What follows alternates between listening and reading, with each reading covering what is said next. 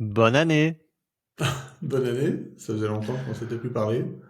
C'est vrai, beaucoup de lundis qui ont été occupés par d'autres choses, des voyages, Hmm. etc. Je pense il faut qu'on se mette aussi dans un rythme où on arrive à faire des enregistrements, même si on n'est pas dans chez nous, dans notre environnement favori. Parce qu'en fait, j'ai toujours des choses à partager, et puis en fait, si on se voit pas de façon hebdomadaire, après j'oublie, etc. Ça se perd un peu. Ah, D'ailleurs, il y a peut-être un truc que je vais essayer de faire là. On verra. Bon, en tout cas, il y a eu énormément de choses. En fait, je crois que la dernière fois qu'on s'est parlé, c'était pour l'élection de Trump. Donc, ouais. ça remonte à début novembre. Et, euh, et c'est assez, oui, vraiment énormément de choses. Je crois qu'évidemment, la plus grosse nouvelle, actualité en France, c'est la mort de Jean-Marie Le Pen. Ouais. Ça m'a donné l'occasion de redécouvrir un peu son parcours, surtout le début, que j'ignorais un peu.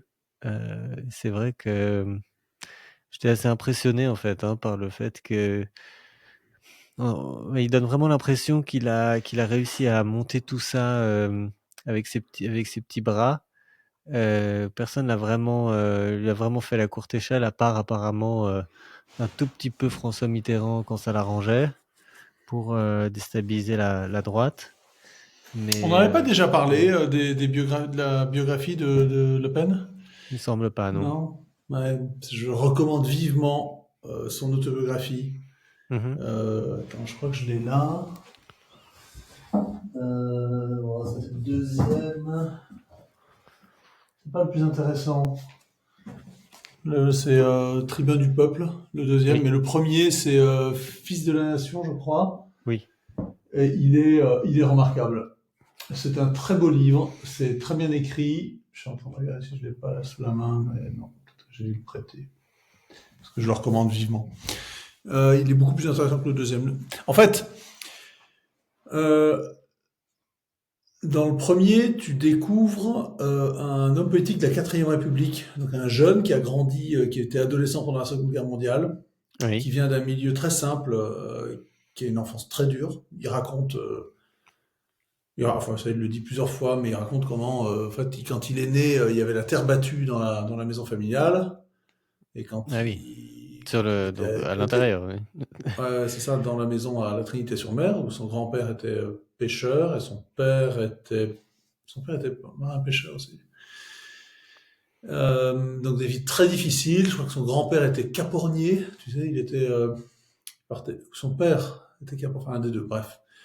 Donc partait, était jeune adolescent, jeune enfant, grand enfant, quoi. Il partait comme mousse sur les Cap Horniers. C'était des bateaux en acier qui faisaient le tour du monde, qui passaient par le Cap Horn, Mhm. à la voile encore, et qui Incroyable. étaient en métal et couverts de glace l'hiver. Mhm. Toute la superstructure du bateau. Enfin, des vies extrêmement dures. C'est très bien écrit, c'est très émouvant. Et surtout, euh, ça présente la perspective probablement beaucoup de Français au sortir de la Seconde Guerre mondiale, pendant et après la Seconde Guerre mondiale. Tu sais que tout le monde le sait, ou si on ne le sait pas, c'est quand même important. Au sortir de la Seconde Guerre mondiale, personne ne parle du génocide des Juifs. Très peu. C'est pas Oui. du tout le sujet. Je C'est regardais à juste partir avant, des années 50, c'est ça? 60, Même 60, ouais. 60, à Ouais. partir de la guerre des 6 jours, à partir de la guerre des 6 jours, au moment où l'État d'Israël est en danger de mort, que ça commence à sortir à ce moment-là. En fait, les survivants avaient honte. Et donc, la mentalité d'un Jean-Marie Le Pen, c'est que il y a eu entre 70 et 85 millions de morts pendant la Seconde Guerre mondiale.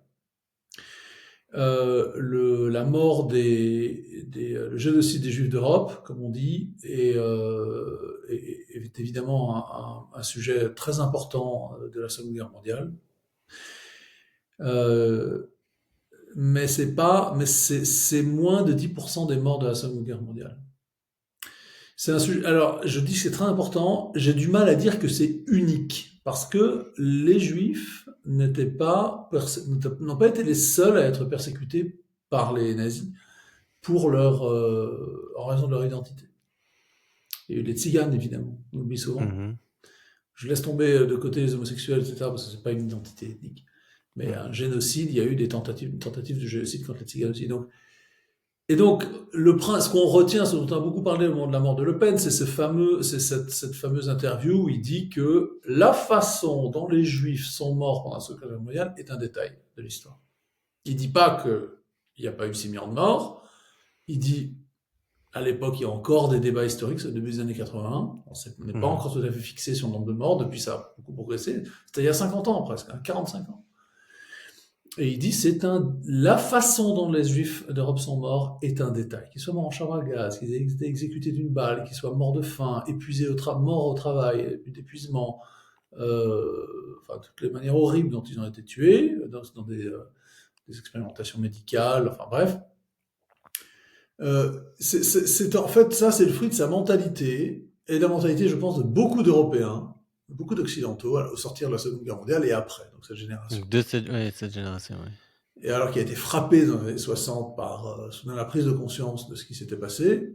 Mhm. Euh, mais ce qu'on reproche beaucoup à Le Pen, et ce qui est beaucoup ressorti, hein, je répète, au moment de sa mort, l'infamie de Le Pen, c'est d'avoir minimisé la gravité de la manière dont les Juifs sont morts, de la manière dont les Juifs sont morts. Je trouve il faut être particulièrement macabre pour prêter attention aux détails de la mort de quelqu'un qui a été assassiné. Euh, les... Certes, le détail des chambres à gaz est ignoble, euh, mais le plus important, ça reste le crime qui a été commis contre les Juifs. Tentative d'extermination des Juifs d'Europe, et qui a quasiment abouti dans pas mal de pays.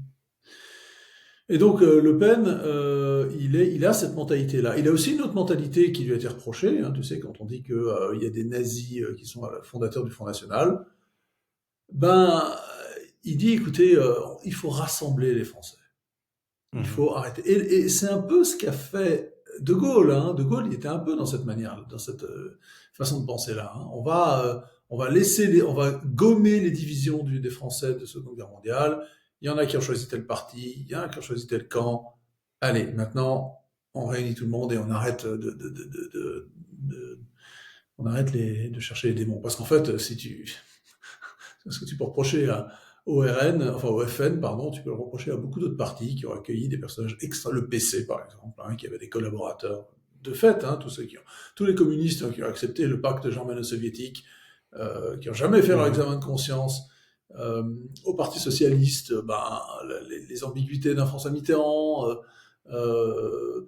et dans beaucoup de partis. Et donc, pourquoi reprocher spécifiquement au RN, au FN, pardon, et puis aujourd'hui au RN, on sait que c'est la même chose, ce genre d'attitude-là. Euh, Moi, sur ce sujet-là, en fait, je suis vraiment stupéfait de la manière dont ce petit instant, cette petite question à laquelle Le Pen avait répondu de cette manière-là, a pu à ce point orienter presque toute sa carrière politique, en fait. C'est vraiment étonnant qu'il y ait. Enfin, je ne sais pas si c'est parce que c'est fondamentalement ce qu'on appelle un peu une big idea, c'est-à-dire le fait que un petit élément marque les esprits et les retienne, etc., ou comme quelque chose qui dégoûte très fort et que les gens retiennent, ou si c'est parce qu'en fait il y a eu une manipulation derrière d'utiliser à chaque fois ça dès que son nom ressortait, on collait cette étiquette. Mais ce que tu viens de dire au sujet de personnages politiques d'autres bords qui justement n'ont pas, ont peut-être dit des choses semblables, mais n'ont jamais vraiment souffert de cette, enfin non pas, je vais pas dire souffrir, mais n'ont jamais été catalogués ou éliminés d'office. À chaque fois, on remettait ça. Je, je trouve ça vraiment curieux en fait, cette mécanique. Ce qui est très intéressant dans l'autobiographie de Le Pen, c'est la différence entre le premier et le deuxième tome. Le premier tome est assez assez lumineux. Il raconte en Oui, particulier sa carrière politique pendant la Quatrième République. Et il ne faut pas oublier que Le Pen était un personnage de la Quatrième République, c'est-à-dire il a oui, été élu plusieurs fois, il s'est engagé à 2 reprises à la guerre. Il est parti, donc il était député, il est parti comme parachutiste à la Légion étrangère en Algérie. oui, j'ignorais Je ça crois parce qu'il avait, qu'également, il oui, était déjà, il était député et avec 3 ou 4 autres camarades, ils se sont engagés comme députés ouais, c'est fort, enfin, ouais. quand ils étaient députés dans l'armée. Et je crois que c'était pareil en Indochine. Il était député, si ma mémoire est bonne, il était député quand il s'engage en Indochine. Je suis moins certain de ça. Et le deuxième tome, en revanche, il est très amer. Il se dit, mais pourquoi est-ce qu'on n'a pas voulu de moi? Pourquoi est-ce Mhm. que, alors que je portais un message, certes, patriote, de droite, anticommuniste, virulemment anticommuniste, et ça, le- l'humanité a eu le culot de souligner l'anticommunisme de Le Pen au moment de sa mort, en disant que c'était un ennemi des rouges, un anti-rouge féroce. Et quand même, moi, j'ai commenté, attends, il avait quand même des défauts, non? C'est pas un défaut d'être anticommuniste.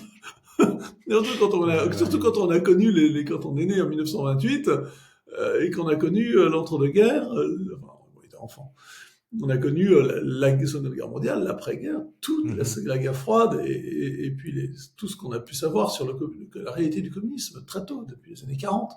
Bref. Et donc Le Pen, en fait, il comprend pas pourquoi est-ce qu'il est pas admis dans le milieu politique français. Et il est très, c'est ça son, c'est ce qui ressort du deuxième tome. Hein. Il en revient pas, quoi. Il est surpris en fait. Il est surpris d'être rejeté par la droite systématiquement, par Chirac en particulier, qui refuse Mhm. toute alliance, absolument toute alliance. Or, le programme du FN à l'époque, c'était un programme qui était assez courant dans l'histoire récente française, à gauche aussi. La défense, enfin la méfiance du Parti des socialistes, enfin des communistes en particulier vis-à-vis des immigrés, jusque sous Marchais, jusque dans les années 80, où ils refusaient l'arrivée des immigrés en masse, parce que ça baissait, enfin des immigrés non qualifiés, parce que ça baissait le coût du travail du prolétariat. C'était le patronat qui cherchait à baisser les salaires grâce à une augmentation de l'offre de travail. C'est énorme. Et donc Le Pen n'y comprend pas. Et, euh, et le basculement,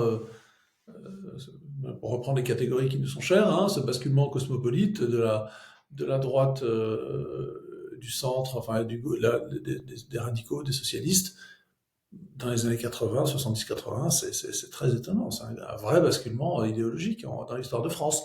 Et donc, en fait, Le Pen, il n'a pas tellement changé par rapport à ce qui... En fait, on peut dire qu'il n'a pas réussi à s'adapter. Enfin, il a échoué parce qu'il n'a pas réussi à s'adapter.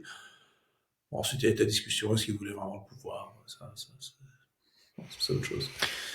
Mais pour moi, c'est ça aussi que je retiendrai de Oui. son. Mais bon, Moi, il y a eu plein juste. d'autres sujets. Il y a eu enfin, on va pas faire toute Mhm. l'émission sur Le Pen parce qu'il y a eu plein d'autres choses, à mon avis, plus Mhm. intéressantes dans le monde depuis. Mais tu veux peut-être encore dire quelque chose? Simplement, il me semble que, enfin, s'il me posait la question, Le Pen, je lui répondrais que c'est probablement que les gens qui croient être de droite ne le sont pas vraiment, en fait, comme Chirac, et donc, ou je sais pas, ou Sarkozy. C'est aussi un peu peut-être la mauvaise étiquette qui leur est mise, ou alors ils font semblant de, et donc forcément ils peuvent pas être d'accord avec lui. Alors que si justement on avait un peu d'autres candidats, d'ailleurs on le voit un peu aujourd'hui de la manière dont chez les LR il y a un peu une légère division, quoi. Éric Ciotti, je pense qu'il serait plus, enfin, je veux pas présumer, mais je pense qu'il serait peut-être plus d'accord avec Le Pen que d'autres. Et donc, il y a aussi je pense que c'est aussi ça la raison de l'échec. Ouais. Et Bon, puis je pense, ouais, ouais, pardon. vas-y. Toujours est-il que Le Pen meurt au moment où finalement il y a le basculement, il y a le moment populiste dans le Ah monde. oui. Mm. Et ça, c'est quand même, il meurt au moment où un peu partout montent, en Occident, montent les partis populistes. La victoire, il faut, je disais ce matin, un journaliste anglais qui s'appelle Rod Liddell, qui est un chroniqueur dans différents Mmh. journaux, Oui. et, euh, et il faisait la liste des journalistes de gauche ou du centre en Angleterre qui depuis quelques jours, dans toutes leurs interventions en radio, podcast, articles, etc., sont en train de dire que bah finalement Trump c'est très bien ou que Ouais. c'est pas un problème, etc. C'est-à-dire qu'il y a bon, je prends juste ça parce que c'était quand même intéressant comme petite inflexion, mais bon, il y en a plein. Zuckerberg qui Ouais. balance là. Donc Mark Zuckerberg, le patron de Meta, Facebook, WhatsApp, etc., qui balance, qui jette par-dessus bord Instagram. tout, et Instagram, bien sûr, oui, j'ai oublié, qui jette par-dessus bord la censure woke. Et les politiques de diversité, de soi-disant de diversité, inclusion, je sais pas quoi là, équité. Je parle même pas de Musk, parce que Musk il a pris le train depuis longtemps. Oui. Euh, la, la, en fait, le jeu de Musk depuis 15 jours maintenant, qui consiste à jeter de l'huile sur le feu, mais par paquebot, par pétrolier entier dans l'opinion occidentale, c'est-à-dire soutenant ouvertement l'AfD, soutenant Reform, parce qu'en fait, tout ce qu'on retient, c'est qu'il a soutenu Reform en Grande-Bretagne. Oui. Il s'est pas prononcé encore en faveur du RN. Ça, visiblement, il garde une distance vis-à-vis de ça. Son amitié avec Meloni en Italie, Oui.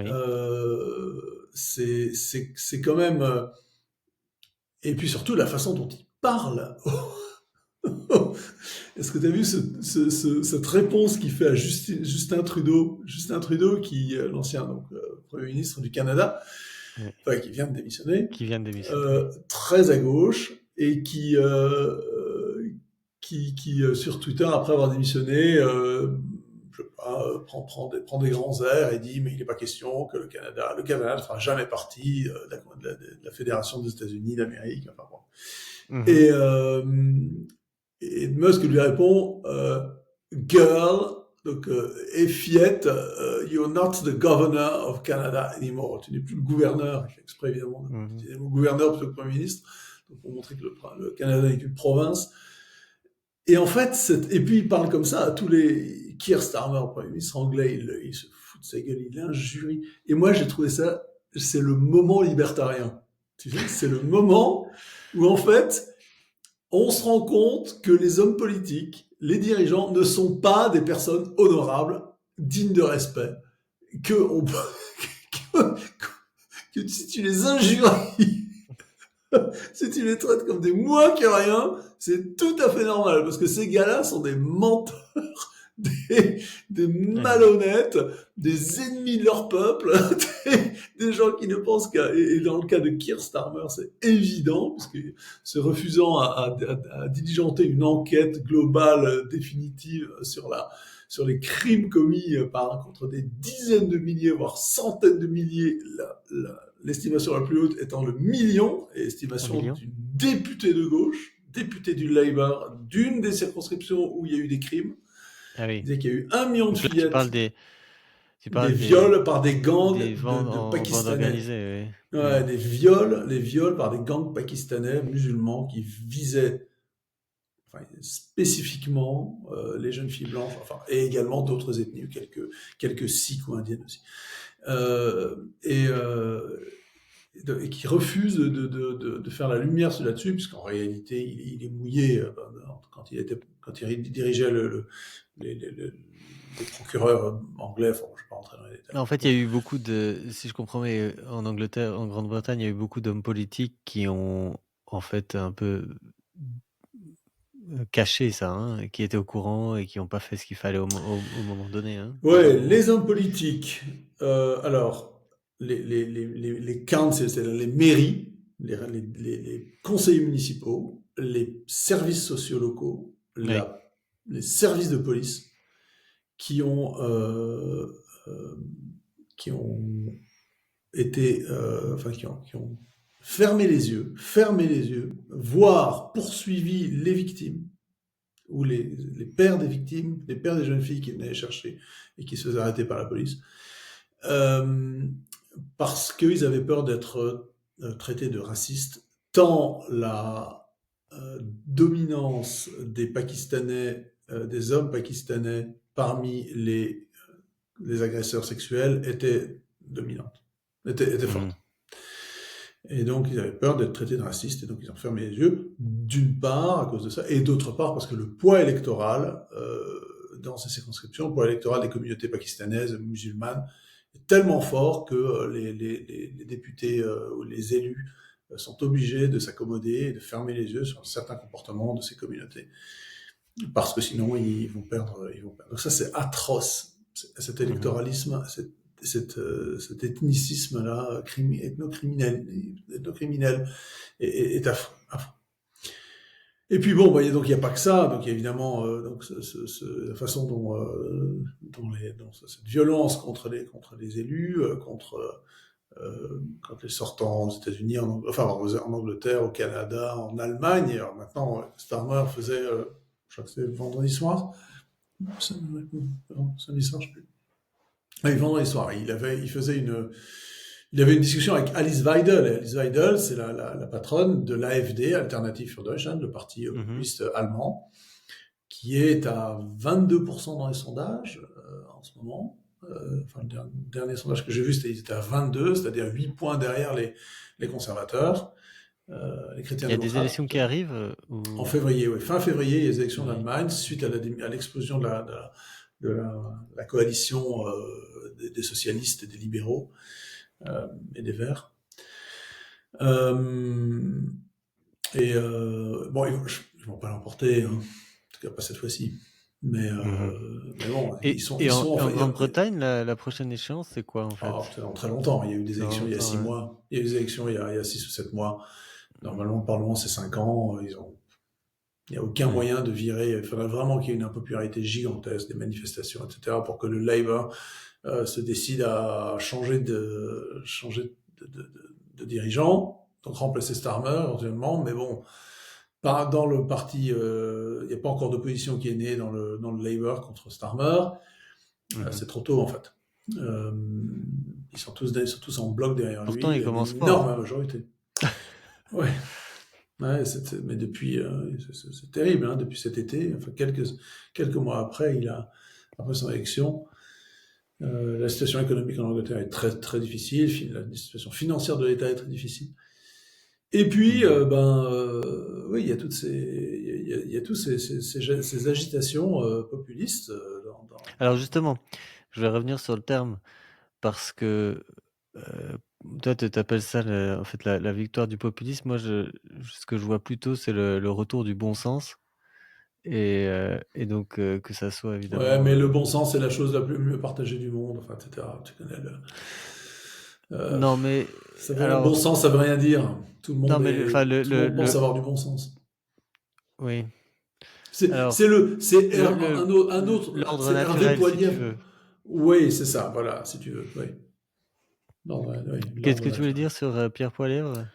Pierre Poilievre, donc, qui est le candidat des conservateurs canadiens, Oui. donc, il y a une élection qui arrive au Canada, qui est donné vainqueur, enfin, qui est le favori.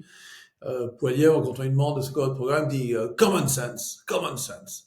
Ouais, Mmh. ça veut vraiment rien dire. Enfin, je trouve que c'est vraiment du pipi de chat, quoi, intellectuel, ça veut rien dire. euh, Common En sense. fait, enfin, oui, Je je crois que la nationalisation enfin, l'expropriation de tous les milliardaires, c'est le common sense de l'extrême gauche. Hein. C'est du common sense, hein. oui, C'est du bon sens. oui, c'est vrai, oui. Non, mais parce qu'en fait, de la même manière qu'on avait l'impression d'avoir perdu tout bon sens pendant le coronavirus, et de la même manière que, évidemment, les campagnes woke et puis le fait de castrer les enfants, paraissait être complètement fou, et le fait, évidemment, de mettre en place dans les sociétés des politiques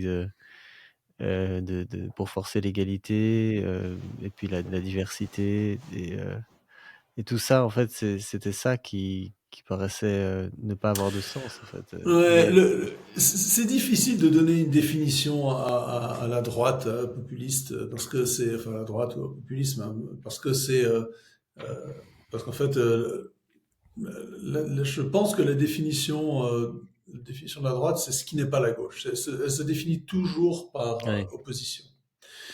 Il n'y a pas de contenu intellectuel positif. Et pour la raison que tu soulignes, que tu évoquais, c'est que quand tu dis, je comprends bien ce que tu veux dire avec le bon sens, common sense, etc., ou l'ordre naturel. L'ordre naturel me pose, enfin, ça demanderait vraiment beaucoup d'examen pour accepter cette. Moi, je dirais que c'est le règne des frontières. C'est-à-dire, c'est le parti des frontières. Et quand je dis frontières, c'est pas seulement les frontières, les douaniers, etc. C'est ouais, pas ça, hein. Enfin, c'est ça, mais bien plus que ça. C'est les frontières dans la moralité, les frontières dans la définition d'un peuple. Qu'est-ce qu'un peuple? Quel est d'une nation? C'est-à-dire qu'il y a des frontières euh, culturelles, il y a des frontières ethniques qui tolèrent une partie d'éléments halogènes, hein, bien sûr. Mais la frontière, c'est-à-dire que ça exige par exemple une assimilation forte des nouveaux venus. Nous, on en est des nouveaux venus, hein. Enfin, on n'est qu'à moitié français, mais on a arrêté de pas, nos parents nous ont pas enseigné le néerlandais. À la maison, on parle français. Voilà, on s'est assimilé. Moi, j'ai encore un prénom étranger, mais bon, c'est sans doute c'est un peu la fin. Et et puis c'est vrai. voilà, c'est je pense que l'insistance sur les frontières, c'est-à-dire, quand je dis frontières, je pense évidemment à la définition du cosmopolitisme, hein. C'est l'inverse de l'idéologie du citoyen du monde. C'est pas seulement le citoyen du monde, mais c'est également l'absence de frontières entre l'homme et la bête, entre l'homme et la femme, entre les adultes et les enfants, entre le beau et le laid, entre le décent et l'indécent. Ben, il y a un éloge de la frontière qui définit le populisme, je crois. Et quand je dis populisme, c'est pas la démagogie, hein, c'est un terme peut-être plus précis en sciences politiques que droite, Mmh. qui est polysémique.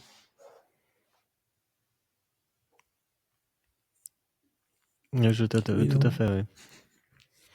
Ça me fait penser justement à ce sujet dont je voulais parler qui était à propos de la frontière entre le beau et le laid.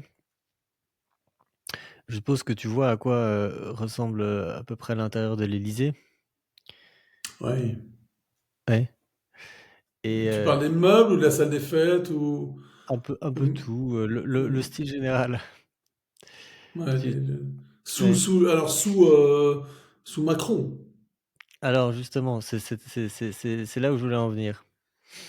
C'est que moi, j'avais pas du tout réalisé ce qui s'était passé. Alors, où est-ce qu'elle est ma page? Alors là, j'avais pas du tout réalisé ce qui s'était passé et je sais pas si toi tu as déjà fait la visite virtuelle Non. de c'est absolument hallucinant. Mais vraiment, il faut le voir pour le croire. Donc on entre, alors On a des re drapeaux blancs, ça doit bien faire rire les regarde-moi ce Américains. magnifique tapis. Je monte l'escalier, je sais pas si tu vois Ah, ouais, je le vois très dé bien. le dégradé. Donc ça, c'est Que Macron c'est le... et Brigitte qui ont installé ça. Donc je pense il suffit d'aller regarder quelques photos historiques, mais vous imaginez bien qu'avant, pour ceux qui regardent là, c'était, certainement un motif un peu rouge ou quelque chose comme ça et tout est à l'avenant à l'intérieur. C'est-à-dire que là, on entre dans un salon, je sais pas si on commence à apercevoir déjà le tapis et c'est là, sur les murs, là, c'est le Attends, c'est du règne, gazon là? C'est du gazon sur, sur les ouais, murs? je sais pas, c'est le règne, du mauvais goût et Oh tout là est là. comme ça. La magnifique salle des fêtes, que je pense qu'on connaît assez bien, dans laquelle il y avait une magnifique moquette rouge aussi très, très jolie, a été remplacée par cette espèce de truc qui ressemble à du c'est une moquette, hein, mais ça ressemble à du béton ciré. Et alors, c'est assez intéressant d'aller, tiens, allons juste là. Donc là, on voit à nouveau on imagine bien en fait, hein, que voilà, on a l'impression que qu'il manque le sol, qu'il manque une moquette, mais non, c'est le choix qui a été fait. Et alors, Oh là là là là. Qu'est-ce que c'est que ce verrière? tout a été en fait massacré. Alors, j'en ai discuté avec notre neveu qui avait fait un stage là-bas, c'est lui qui m'a informé de la catastrophe. Alors j'essaie de revenir dans l'entrée, c'est pas évident. Ah oui, là, le salon moche, d'accord. Hem Et alors heureusement, pour ceux qui auraient peur, tout est conservé, tous les anciens meubles jolis sont surprise,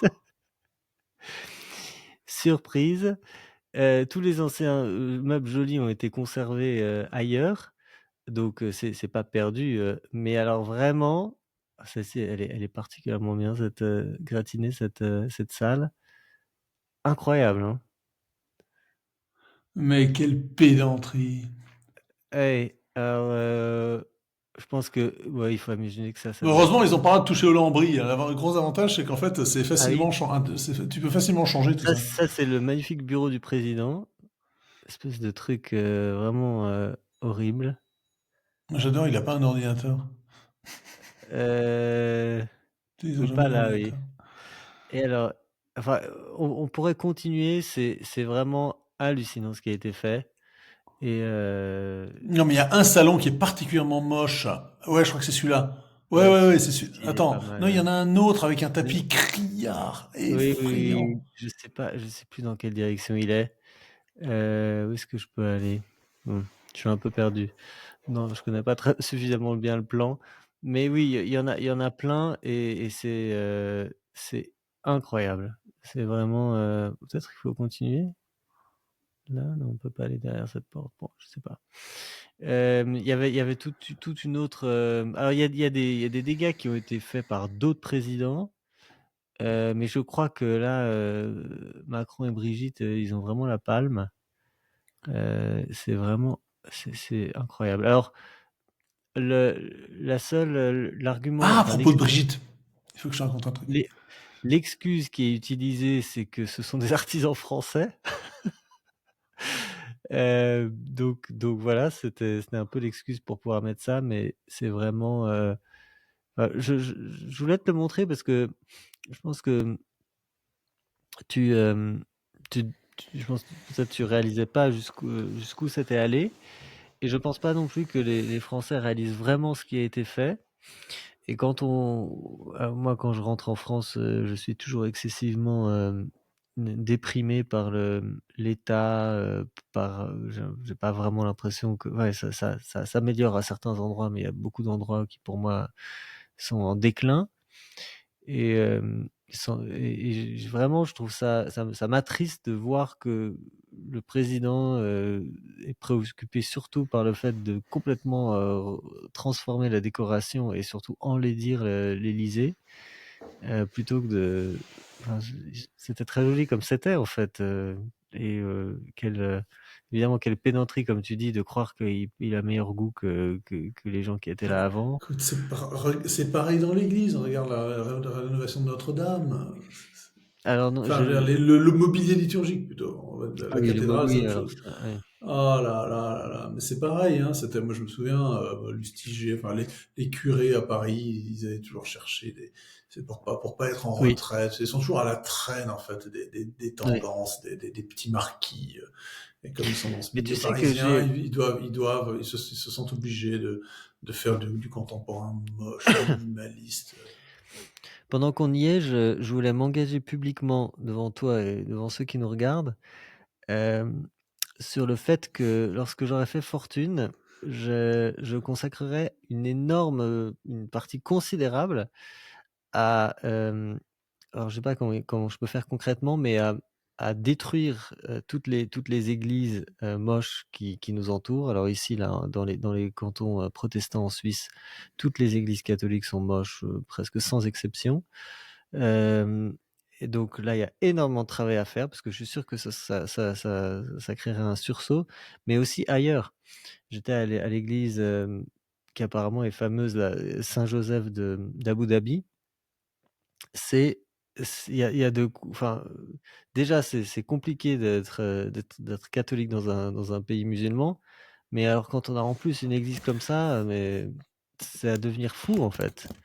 Et Saint-Joseph. alors elle a enfin, elle est pas il y a pas eu d'investissement, hein. Moi, c'est surtout une église qui a été faite avec très, très peu de moyens, mais c'est vraiment le bâtiment extérieur est moche, l'intérieur est moche, enfin tout, pousse à cesser de croire et à cesser de enfin, on n'a pas envie d'y passer du temps, en fait. Et quand il y a tellement de belles petites églises, des choses, ouais, qui paraissent peut-être simples. Je Ah me ouais, dis souviens donc, que l'intérieur, c'est très moche, hein. et en fait, enfin pour le contexte, si j'ai bien compris, c'est quand même le cheikh Zayed qui avait dit aux catholiques, «Bah, écoutez, juste, c'est votre jour de chance, on est musulmans, mais on veut bien que vous construisiez une église chez nous». Hem Et alors je sais pas s'il y avait pas de moyens à l'époque quand ça a été fait ou ce qui s'est passé, mais c'est Mais triste, c'est écoute, vraiment triste. Et juste à côté, ils ont construit une énorme mosquée à la Vierge Marie, qui est évidemment beaucoup plus grande. Alors je comprends que dans ce pays, la mosquée puisse être, bien plus grande que l'église à côté, mais c'est triste, ouais. Donc voilà, il y a une, bah, beaucoup de rénovations en perspective. pour te consoler, il y a eu pour une fois, il y a eu quelque chose de pas trop mal qui a été construit au Moyen-Orient ou en Terre Sainte. C'est en Jordanie, l'église à Béthanie sur Jourdain, qui vient d'être construite, qui a été consacrée là cet été, ce week-end, la semaine dernière. Elle Ah est oui? pas trop mal. Elle est en pierre de taille, en pierre locale, avec une architecture certes contemporaine. Ils n'ont pas cherché à faire du, mais les tours sont un peu classiques, quoi qu'elles soient de biais. Enfin, on va leur Mmh. pardonner. C'est pas trop mal. Ça s'appelle Magda, je sais plus quoi, il y a un nom comme ça. Une église à Saint-Jean, enfin, sur le Jourdain, côté jordanien, qui a été dédicacé semaine dernière. Mmh. C'est pas mal. Ah je L'hôtel est correct. C'est un bel ah non, hôtel mais de je pierre, rectangulaire, etc. Je suis pas du tout, enfin je pense que, si moi ça me choque, je pense qu'il y aura effectivement un sursaut, général. J'ai été, très soulagé de voir, ce qui se fait en Allemagne là depuis 20 ans. Berlin, Francfort, hem, qu'est-ce qu'il y a d'autre? J'étais à Dresde, magnifique les reconstructions Ah oui, qui ont été oui, faites oui, oui. sur donc Ah, sur les reconstructions, je pensais que tu voulais dire des églises, des nouvelles églises catholiques qui auraient Non, été pardon, construites. oui, c'était un peu plus général sur le Ah, fait ok. que les gens sont quand même capables aujourd'hui de voir, ce qui est bien, et ce qu'il faudrait faire et de Ouais. Dis remettre des donc, en choses Suisse, il y a du qui boulot, hein, parce que, oh là là là là, les villes suisses mmh, qui sont démolies par les c'est constructions modernes. particulièrement oui, c'est particulièrement impardonnable, dans la mesure où il y a pas eu de destruction, de bombardement ni Non, rien. mais même actuellement, quoi, les choses qui sont construites actuellement, quoi, qui doivent être hors de prix et qui sont Oui, d'une laideur. oui, oui, très, très Vraiment. souvent, ouais, ça c'est assez triste. Mais bon, à partir du moment où enfin, j'ai quand même l'impression qu'à partir du moment où il y a des beaux matériaux, on arrive quand même à faire quelque chose qui est pas trop mal. On va voir, ouais. On va voir dans quelle direction ça va aller. Mais bon, voilà, on parlait aussi des églises parce que ça je pense que c'est assez important de pouvoir avoir ça comme modèle. Ça doit être quand même, il me semble, le plus beau bâtiment de chaque ville. Ou du moins chaque religion doit faire en sorte que ça le soit. Et mmh, Je vais revenir sur je une vas-y. anecdote, Ah oui, une sur anecdote, Brigitte? sur Brigitte Macron. J'étais au Nouvel An avec un de ses anciens élèves. Ah. Il l'avait eu à la Providence, à Amiens, comme prof de français. Alors, il paraît que c'était une prof remarquable, vraiment extraordinaire. Mais il avait une adulation pour elle, donc c'est mon interlocuteur, qui l'aveuglait, mais totalement. Quoi. Parce qu'il ne faut pas oublier que Emmanuel Macron, dans le Monde, il y a eu tout un article, il y a eu un long article du Monde sur l'histoire de Macron, là, il y a 15 jours, 3 semaines, un truc comme ça, ou avant Noël. Mhm. Qui sortait des indiscrétions sur la façon très crue que Macron a de parler quand il est en privé. Et, Mhm. euh, et dans cet article, il révèle que Macron avait 14 ans quand Brigitte Macron quand Brigitte Trogneux Oui, l'a détourné. il y a beaucoup d'incohérences hein, sur le 14 début. ans! Ouais. Ah ouais, on nous dit J'ai- 16, c'était 16. Ils se sont rencontrés à 15 ans, mais c'est à 16 ans que ça a commencé. Alors maintenant, c'est 14. ouais. Alors je dis à mon interlocuteur, mais attends, t'aurais une fille ou un garçon de 14 ans ton gamin à 14 ans, il commence à coucher avec une prof qui a pas de 40 ans, ou ta fille commence à coucher avec son prof qui a 40 ans, 38, ou je sais pas combien, quel âge j'avais, enfin quasiment la quarantaine, Brigitte Macron, à ce moment-là. Mais tu fais quoi? Et le type, il a refusé de parler. Mhm. Tellement, il adulait Brigitte Macron. Je dis, ouh là là, ça doit être une sacrée bonne femme celle-là, parce que pour avoir laissé un tel souvenir à ses élèves, au point qu'ils sont aveuglés sur la manière dont elle se comportait en réalité, c'était une prédatrice, et c'était pas dans les années 70, hein. C'était Mhm. pas dans les années 70, c'était la fin des C'est années vrai. 80. Il faut pas oublier, hein, ça faisait longtemps que les mœurs, enfin que l'état d'esprit avait changé. Ça a commencé à changer, disons. Parce que Mais il y a des c'était tas, même peut-être les années 90, non? oui, même 90, ouais. Oui. Début des années 90. Mais, enfin bref, voilà, je referme la parenthèse. Ouais. On regardait Bah, l'esprit le goût de Brigitte, parce que c'est pas vraiment Brigitte Macron qui oui. s'occupe de ce genre de truc, hein. Il a d'autres chats à fouetter, Emmanuel, hein. Mais ça veut tout dire, hein, cette décoration, hein. Encore une fois, les frontières, je répète, frontières entre le beau et le laid qui sont détruites, frontières entre le décent et l'indécent qui sont détruites. Et bon, je ne suis pas un saint, hein, mais je prêche pas à l'inverse, quoi. Je dis pas que ce qui est mal est bien. Euh, non, bon, bref. Euh, j'ai commencé à lire Hillbilly Elegy Ah oui. De de J.D. Vance, Vance, l'actuel, JD, ouais, oui. J.D. Vance, l'actuel vice-président, enfin vice-président élu, mais bien donc, ce Oui. week-end qui sera vice-président des États-Unis, et qui raconte son enfance et sa famille dans le Kentucky et dans Donc lui, l'Ohio.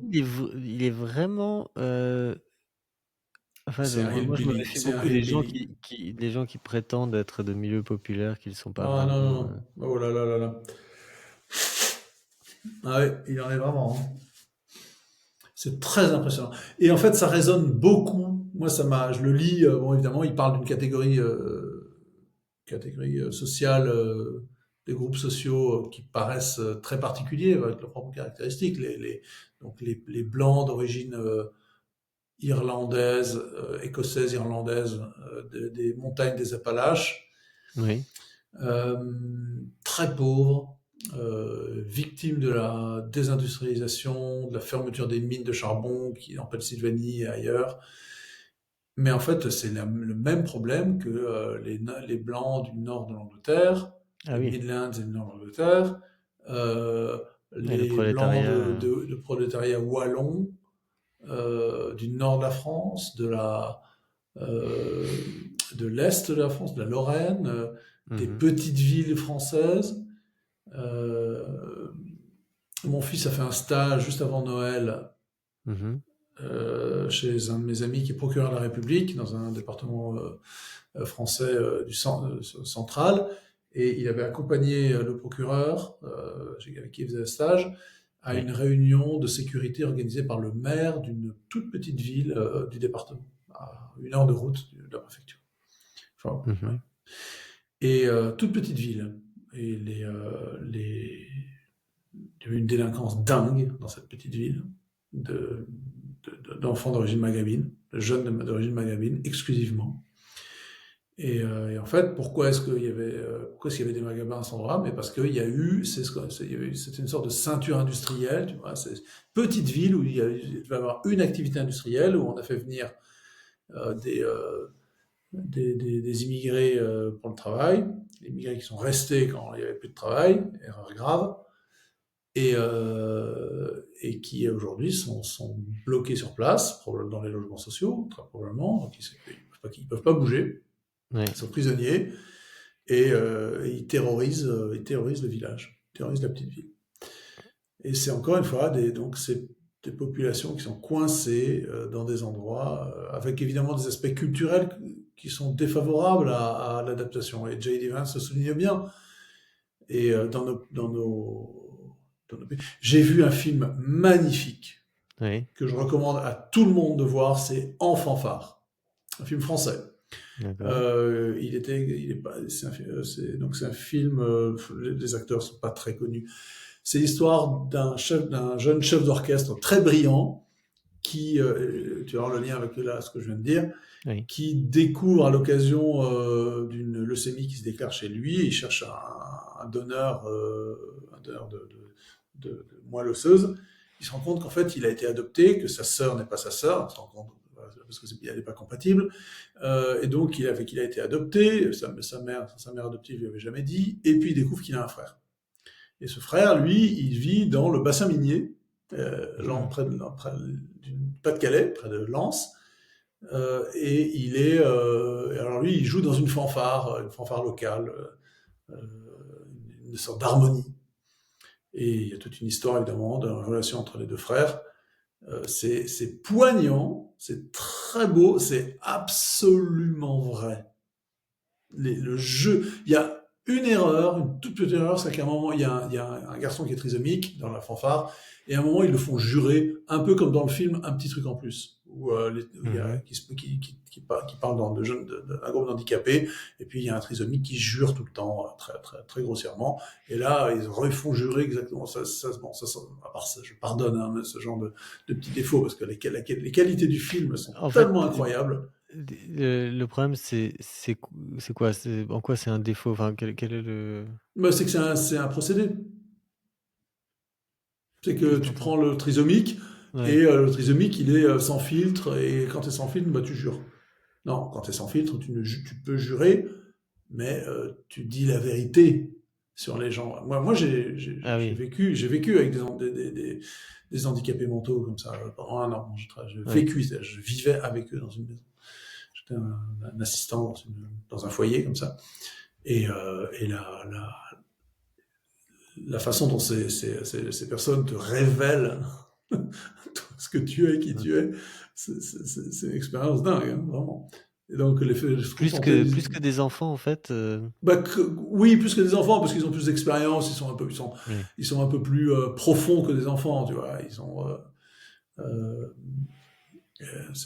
ils ont eu un âge mental, enfin, ils sont un peu comme des enfants. J'ai une copine qui est mère d'un enfant handicapé comme ça, elle me dit que c'est pas tout à fait juste, mais ils ont une bonne approximation, je pense, c'est de considérer que les handicapés mentaux, ce sont tu les caractérises, tu les regardes comme des enfants avec un certain âge, l'âge mental Mmh. qu'ils ont.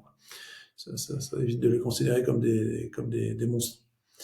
Euh, Bon, bref, mais je reviens au film En fanfare. Alors, j'appelle ceux qui nous regarderont, les quelques personnes qui nous regardent, courez voir ce film ou trouvez-le aussi. Je pense pas qu'il soit encore distribué sur des plateformes, mais à mon avis, on doit le trouver de façon illégale. Maintenant, on trouve tous ces trucs-là de façon illégale. Toi, à mon avis, tu n'auras pas accès en Suisse. Donc, essaye de le voir. C'est vraiment une merveille, hein. Ma femme, D'accord. elle avait les yeux, elle mouillait des paquets de mouchoirs. J'ai une autre copine qui l'a vu aussi. Elle m'a dit, moi aussi, je n'avais pas pleuré devant un film comme ça depuis des années. Tellement c'est émouvant, profond, vrai. C'est pas mièvre. Mmh. Les personnages populaires sont traités avec une vérité. Moi qui les connais un petit peu, parce qu'ils sont du Nord, ça se passe dans le Nord, quoi. Oui. Donc tu reconnais l'accent, tu reconnais Mmh. leurs intonations, leur sujet de conversation, leur sensibilité, ou leur dureté, ou leur fragilité. Enfin, c'est un magnifique portrait des classes populaires françaises. Hein. C'est vraiment très très beau. Et sans commisération, c'est pas un film de gauche, c'est pas un film de droite. C'est pas. Pourtant, c'est Robert Guédiguian, je crois, qui est producteur. Ouais, producteur. Robert Guédiguian, en général, il fait des trucs très à gauche. Mmh. Bref. Bon, il y a un machin avec un moment avec une grève dans une usine qui est en train d'être délocalisée. Mais bon, c'est vrai. Ça existe, c'est vrai. Donc, on peut le montrer, mais il y a pas de commisération. C'est très bon. Très bien, très bien. Et alors sur le Hillbilly Elegy, en fait, quelle est la enfin pas la Je l'ai conclusion, pas mais fini, hein. Je l'ai pas fini, non, mais mais enfin les considérations en fait sur ces gens qui soient donc, en Alabama, dans les Appalaches ou dans les Midlands, en Angleterre ou dans le nord de la France, enfin, c'est quoi en fait la solution ou ben, j'en sais rien. enfin, C'est ça qui est terrible, c'est que ce qui est clair, c'est que moi, depuis très longtemps, je suis toujours préoccupé par le fait que, évidemment, on met les étrangers dans nos pays avant ces gens-là, qui en fait sont beaucoup plus nos frères que des gens qui viennent de l'autre bout du monde. Euh, mais à la fois, il y a peut-être un côté un peu déroutant dans le sens où on n'est pas capable de les faire sortir, enfin, je sais pas sur quelle échelle de temps, et même si c'est possible, en fait, de, d'apaiser ou de faire évoluer, etc., des populations comme ça, en fait. Hein. en fait, de temps à autre, en fait, il décrit pas mal la manière dont certains membres de sa famille s'arrachent, si je puis dire, alors, il n'y a pas de déterminisme. Hein.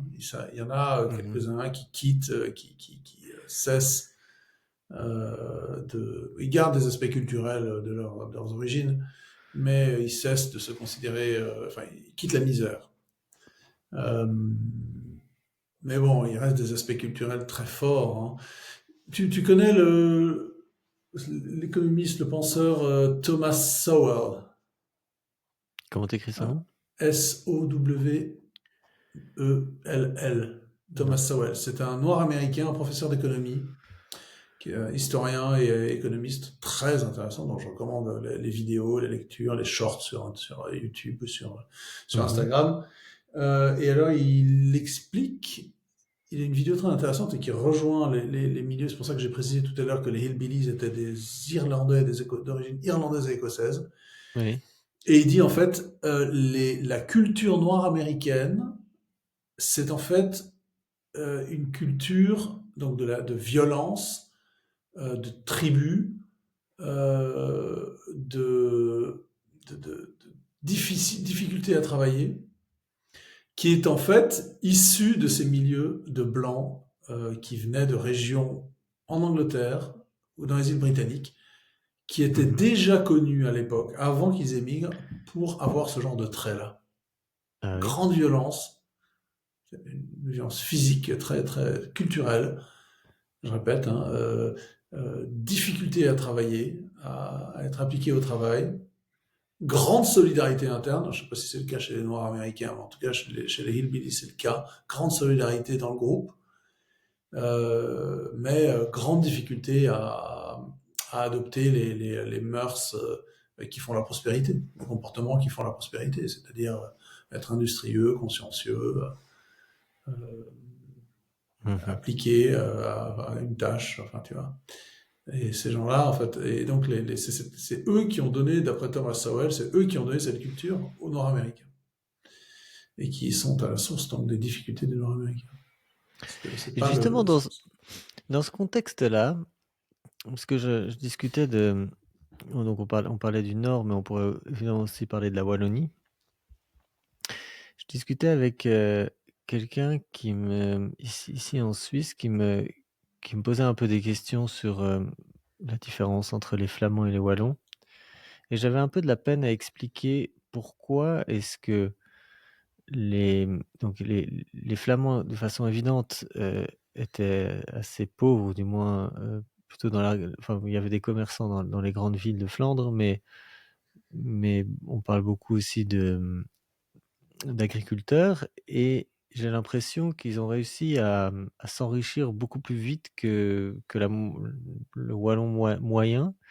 Et j'ai du mal à expliquer comment, en fait, parce que c'est comme si, enfin pour moi, s'enrichir comme ça rapidement, c'est de façon moyenne réussir à augmenter le QI de toute la population, en fait. Et donc on voit que en Wallonie, c'est pas si simple. Et comment est-ce que ça a été possible de l'autre côté, en fait? À mon avis, c'est pas lié au QI, hein, il y a des aspects institutionnels. Ah oui? Ouais, bien sûr.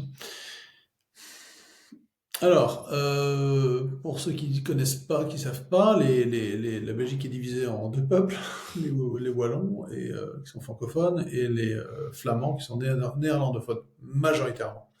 Pourquoi? Parce que la bourgeoisie flamande a toujours parlé français, aujourd'hui continue de le parler. Et depuis l'indépendance de la Belgique en 1830-32, je ne sais plus, 30, je crois. 30, la région qui a dominé politiquement, économiquement, c'était la Wallonie. C'était le sud, donc autour des villes de Liège, Charleroi, Mons, parce qu'il y avait une forte activité industrielle minière, sidérurgique, industrielle. Mais il y avait quand même le port d'Anvers, qui était en Flandre très prospère, une grande source de prospérité pour la Belgique. Et puis Zeebrugge et Gand, qui étaient aussi des petits centres. Mais les Flamands étaient tellement pauvres qu'en fait, tous les gens, toutes les familles à Lille ou dans le nord de la France qui ont des noms flamands, en fait, ce sont des immigrés flamands qui sont venus s'installer à Lille, Roubaix, Tourcoing, etc., dans ces régions-là, à la fin du 19e, début du 20e siècle, pour trouver du travail dans les villes industrielles du nord de la France. Et enfin, la métropole lilloise surtout. Et donc, cette immigration s'est inversée récemment, parce qu'aujourd'hui, ce sont plutôt les Lillois, les habitants de la métropole lilloise, qui vont travailler en Flandre pour trouver du travail. Ils s'y installent rarement. Enfin, en tout cas, il y a beaucoup de frontaliers qui vont vers la Belgique aujourd'hui, vers la Flandre pour Ah travailler. oui, Vers Tournai, Roulers, ouais. Courtrai plutôt. Courtrai, Je un me petit peu souviens pas Tournai. d'un tel phénomène dans notre jeunesse. Bah, ça commençait à apparaître, mais aujourd'hui c'est très fort. Mhm. Et alors, après la Seconde Guerre mondiale, en Belgique, la situation a commencé à s'inverser. La Wallonie a connu une sorte du nord de la France, de l'est de la France, avec les industries lourdes, minières, sidérurgiques, se sont effondrées, probablement faute d'investissement.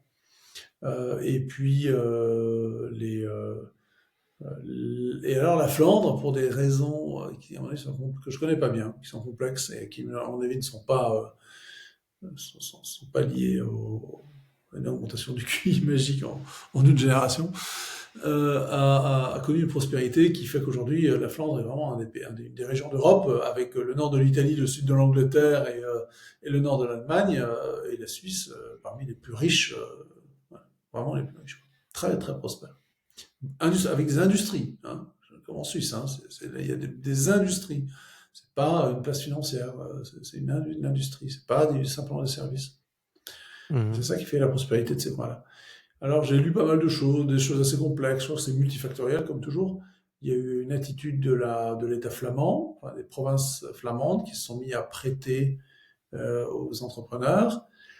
Et puis il y a sans doute eu des opportunités qui ont été saisies par les habitants, et puis une grande application au travail, pour lesquels ils étaient connus, hein, déjà, mais qui n'avaient pas réussi à provoquer leur prospérité.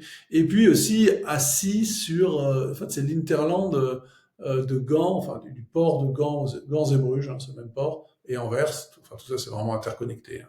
Toutes ces voies maritimes là, euh, qui évidemment est très important enfin, quand tu as un grand port comme ça, tu as énormément d'activités qui profitent de la proximité géographique.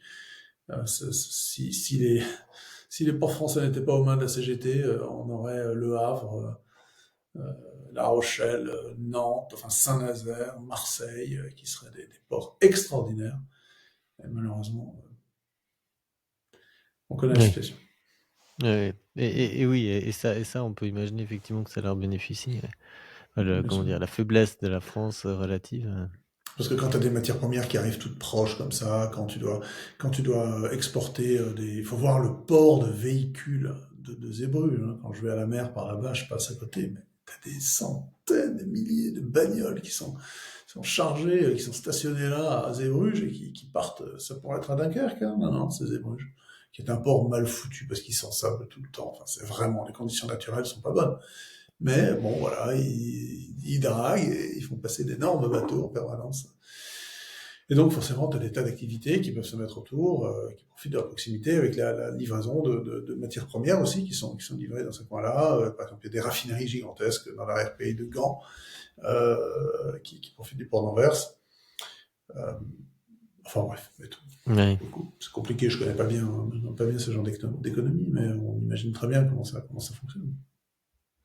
Oui, donc en fait, ce que j'avais pas perçu au-delà évidemment de la qualité, parce que j'avais pas perçu, si j'avais perçu que la Flandre était plus sur la mer que la Wallonie, euh, mais effectivement, c'est peut-être plus crucial que ce que, que ce que Mais disons j'avais que dans le imaginé. cas, c'est pas la Suisse est très Il y a développée. plus, il y a plusieurs facteurs. Non, non, il y a plusieurs facteurs, hein, Oui, mais donc ouais, ce qu'il y a de caractéristique en Flandre, c'est la proximité des grands ports. ouais, Et, euh, et puis ensuite des politiques probablement d'aménagement, une faible emprise du socialisme. Bon, il y a des socialistes flamands, mais bon, beaucoup moins puissants qu'en Wallonie. Et qui ont fait aussi lié sans doute à l'état d'esprit de petits chefs d'entreprise, d'entrepreneurs, de Wallons, de Flamands voilà, qui ne votent pas socialiste dans ce genre de cas. ouais. Et, euh, et puis en Belgique, il y a une grande, mais bon, ça c'est commun au sud aussi, à la Wallonie, c'est qu'il y a une économie grise qui est très importante. Il y a beaucoup d'argent non déclaré qui Mhm. circule.